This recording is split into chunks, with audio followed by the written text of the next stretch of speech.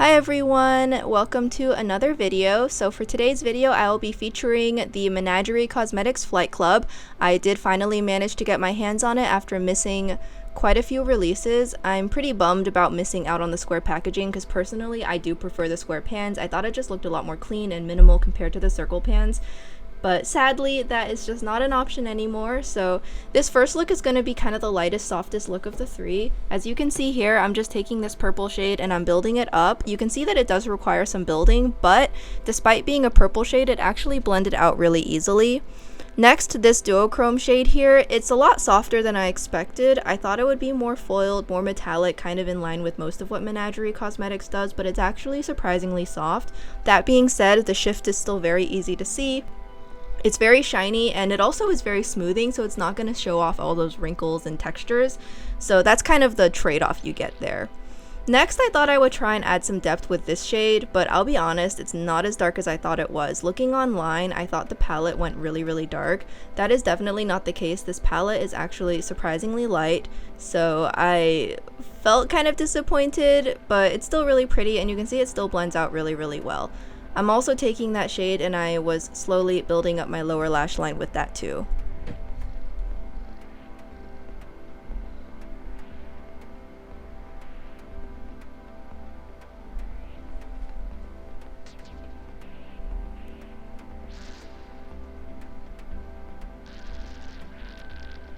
And then of course I'm just going to go back in more with that duochrome just to make sure that it's a little bit more intense. Next, I'm taking Fruity Feast and I'm going to be putting this on my lower lash line. This is kind of the lightest shade in the palette as far as the metallics go, so I ended up using this a lot throughout the course of these three looks.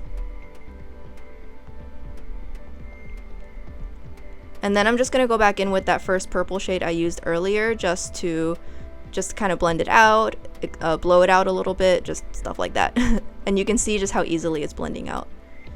For reference, I used the Peiliee eye base. And then I really wanted to kind of deepen up my lower lash line a little bit to make my eyes look deeper and longer, so I'm just using Squeak. It's a very cool tone neutral, actually super pretty. And then I thought I would try and contour my inner corner with Squeak, but I'll be honest, not for me. I'm definitely the kind of person who needs an inner corner. This was a mistake, so I'm going to cover it back up with that duochrome. And that's going to be the end of this look.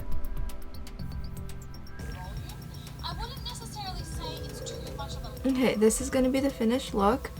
I couldn't voice over because there's renovations going on during the times I like to film, which is basically all day, so I can't really talk over for this video, but this is the finished look. I decided to forego false lashes for this look just because I haven't done that in a while, and even though my lash lift is no longer really in effect and I don't have any waterproof mascaras on me right now, and I really definitely need to go get some, I just wanted to just give it a go, so I just stuck my lash curler in my armpit and tried my best to let the heat hold it for as long as it could. So the lashes definitely are not as awesome as they could have been, but I feel like it's kind of refreshing once in a while for me to at least sometimes not wear false lashes, because I know not everybody wants to put them on, which is fine. So yeah, I'm just using the Rare Beauty mascara on the top, and then the bottom I'm using a brown mascara from Clinique.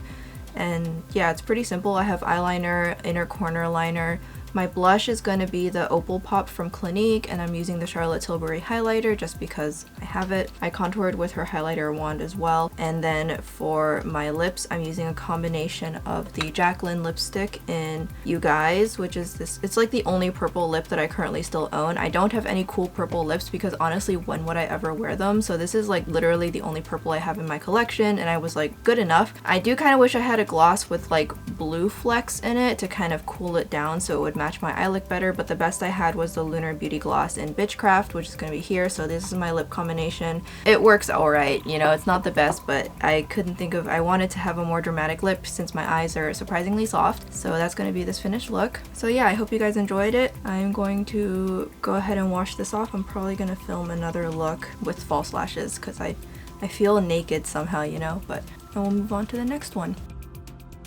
For the second look, I'm going to start with this shade Hanging Out, and I thought about kind of maybe trying like a halo-ish eye. It didn't really end up turning out looking like a true halo eye, but considering that I don't really have a crease to make a true halo eye with, I think I got close enough.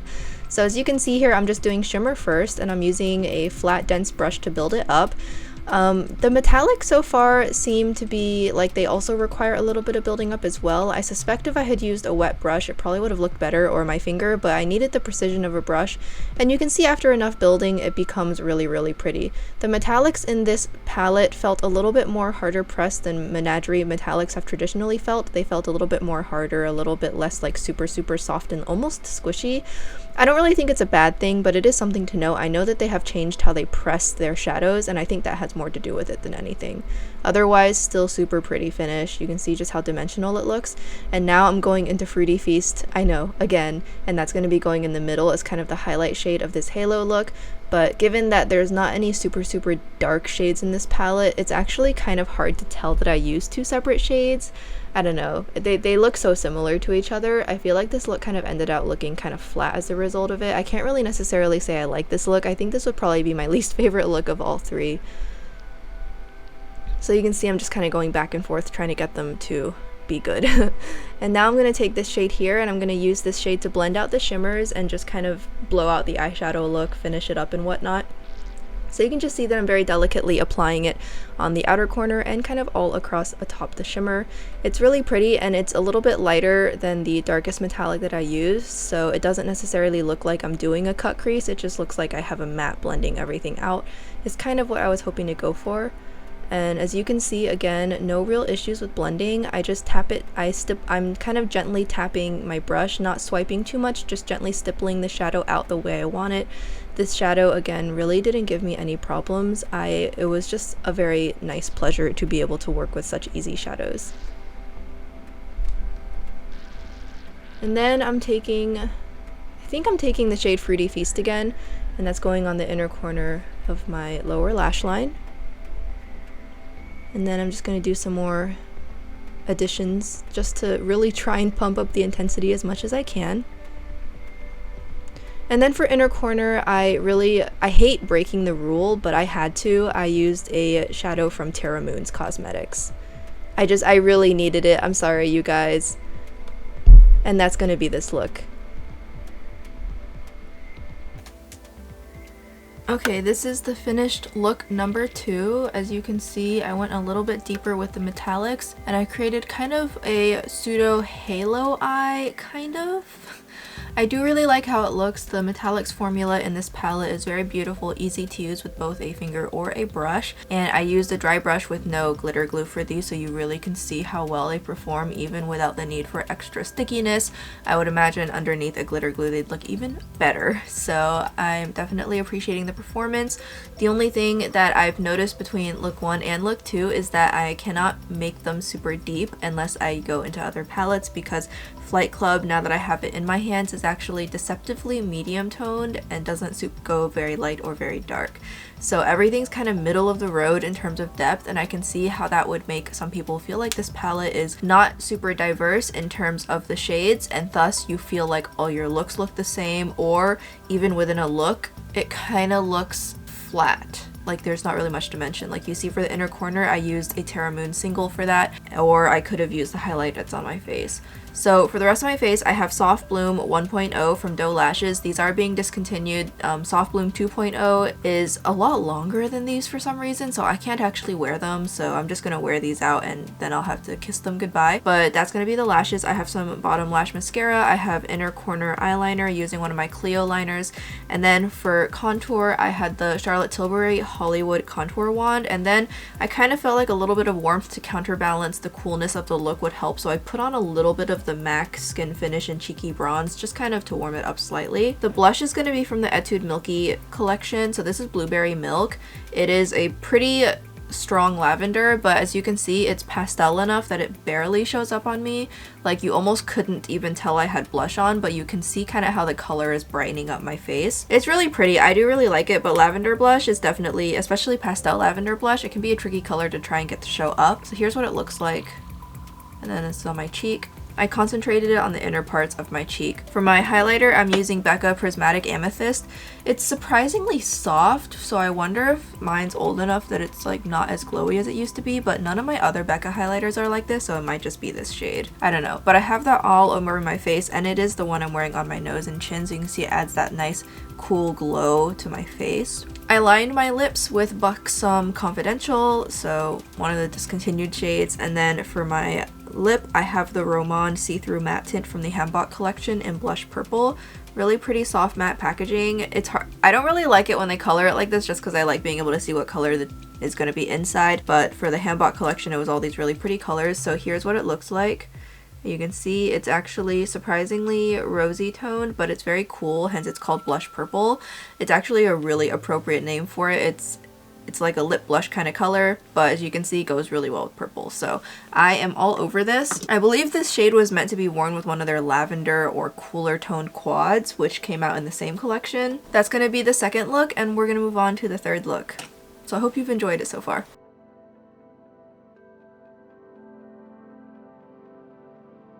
So this time I'm going to start out with Squeak, and I'm going to use that all over the eyelid. Last time I just used it on my lower lash line, but this time I really wanted to see what it looks like across my entire lash line, and it definitely gives me the vibes of like Wedge, but darker with a little bit more gray to it. It is so pretty, and I really love this shade. If Menagerie made a cool neutral palette, I would be all over it. Next, I'm going to be taking the darker purple in this palette, and I'm going to use it to smoke up the look too as best as I can, since this palette is not as dark as I thought it was.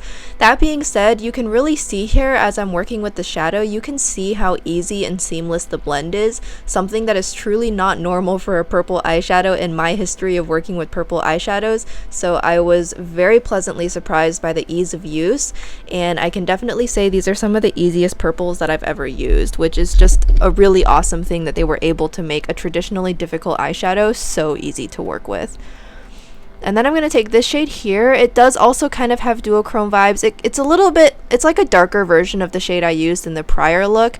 As you can see here, the purple is a lot darker, but it also does have a really pretty bluish pinkish shift to it as well.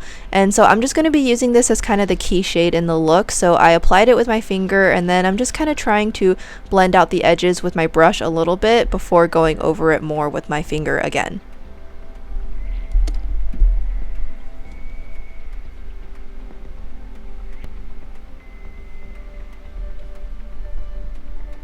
And then I'm going to use Fruity Feast. I know I've already used this shade once, but it's going to be used pretty often, and this is going to go once again on my lower lash line.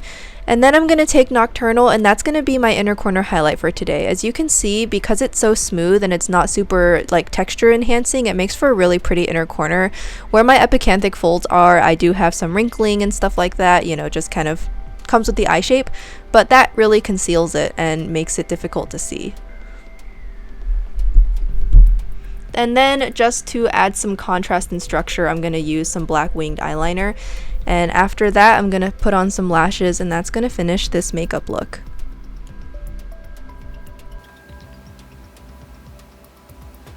This is the finished look, and the only thing I have to say about this is I really need sparkly glosses so that I can add a touch of glam to my lip color for looks like this. And so I'm going to add that to my list now, because I tried putting the eyeshadow I used on my inner corner just kind of on my lips, but it really just doesn't give the effect I want. It looks too metallic, so it just kind of makes my lips look really robotic or like mechanical, kind of metal. And whereas if I had a sparkly blue gloss, which I've never had one, so I mean, I'm gonna add one to my list now. Maybe I'll get like the Pat McGrath one or something, you know? Yeah, this situation could be better. I need some lip glitter.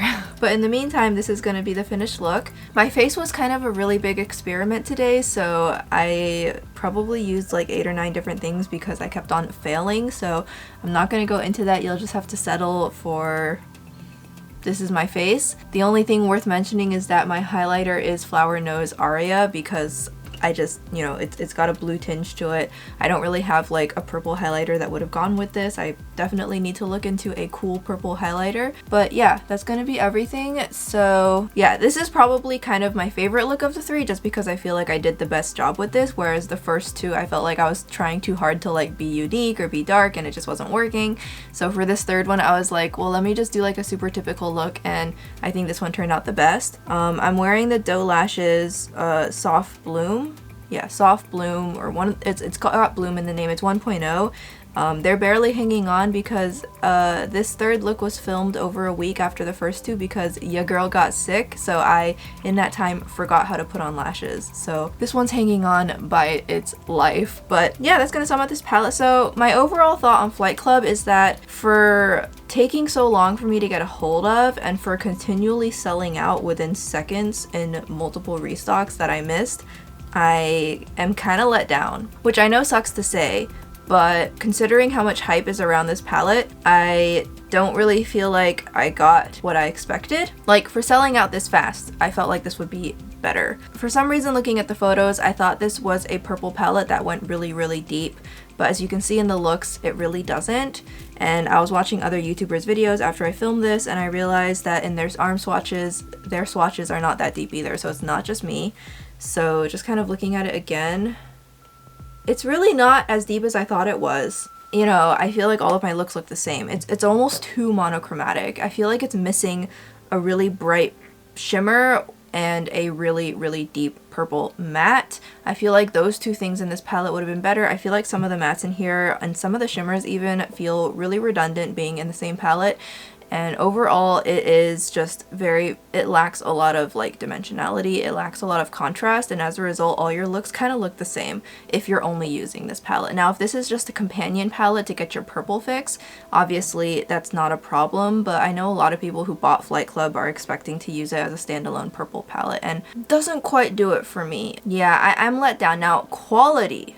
The quality is really good. I feel like the mattes did not build up to max pigment the first time I applied it, but in exchange, I have these purple mattes blended really easily and were not patchy, which is totally a problem with purple. So the fact that these purples blended so easily, the fact that it takes some building is not a problem for me. And if you find that you're having issues getting it to max pigmentation, just make sure you're using a sticky primer. So like, the Rare Beauty one's pretty good, but like if you want to go even tackier, then like the Peiliee one would be good.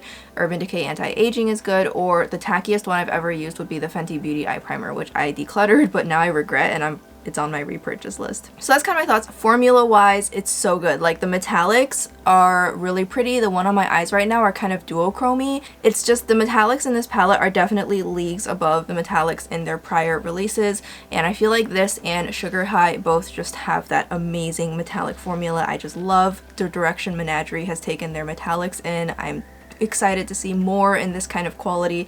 Feels really nice, and it's honestly really smoothing on the eyelid. I don't feel like it emphasizes much texture at all, which is amazing. So these metallics, keep them coming. I could do an entire metallic palette from Menagerie and I'd be happy. The matte formula is bomb. It's not as pigmented as it used to be. It feels harder pressed than it used to be. So in exchange, I got like no fallout. It blended so well, I just have to build it a couple layers, and that's completely fine with me. So I think in terms of usability, it has never been easier to work with a Menagerie shadow than now. And on top of it, I have not had much staining from Flight Club, like at all, especially compared to Whale Song. So all good news on the formula end, but the color scheme is a letdown. The color scheme has a lot of points I could criticize, a lot of things that feel missing to me. That was the biggest part, but if you like the colors, the formula is A++++. I mean, it's so good. In terms of comparing this to Violet ink, I don't have Violet ink. My friend still has it, and she's gonna give it back to me because I had like loaned it to her like an indefinite loan a really long time ago, and she is okay with giving it back to me. So I can't compare it right now because I actually haven't had time to swing over to her place to grab it yet, but I can definitely tell you that this palette is a lot warmer. The purple has a lot more red than blue. Violet ink is the exact opposite. The purples have a lot more blue than red. So at this time, Violet ink is discontinued, and if you look on their website, a lot of their shimmers are sold out, which is a really big shame. Maybe that means that she'll make a cooler purple palette in the future, like an extension of Violet ink. Maybe we'll see that. I would really hope we do, because I definitely would buy it. Yeah, I hope you guys enjoyed this recap. I hope you guys enjoyed these 3 looks. Pretty one note, honestly. I had to use like eyeliner and blush and lips to really kind of compensate for the fact that my looks all look the same, but that's not necessarily a bad thing. It depends on who you ask, but if you're looking for a standalone purple palette that will give you a wide variety, you may just not want to consider this. But if you just are looking for like a palette of purples that you can just dive into when you need it, and the formula is stupid easy to use. I mean, really, for purples, this is like amazing. And of course it's vegan, so then I think this is good. So overall, I call it a good palette. I like it, and if you're in the market for this color scheme, just be aware of what you're getting and I'll recommend it. And that's kind of where I'm gonna leave it. I hope you guys enjoyed this video. Lots more I'm working on filming, so be sure to chime in next time, and I'll see you guys in the next video. Bye bye!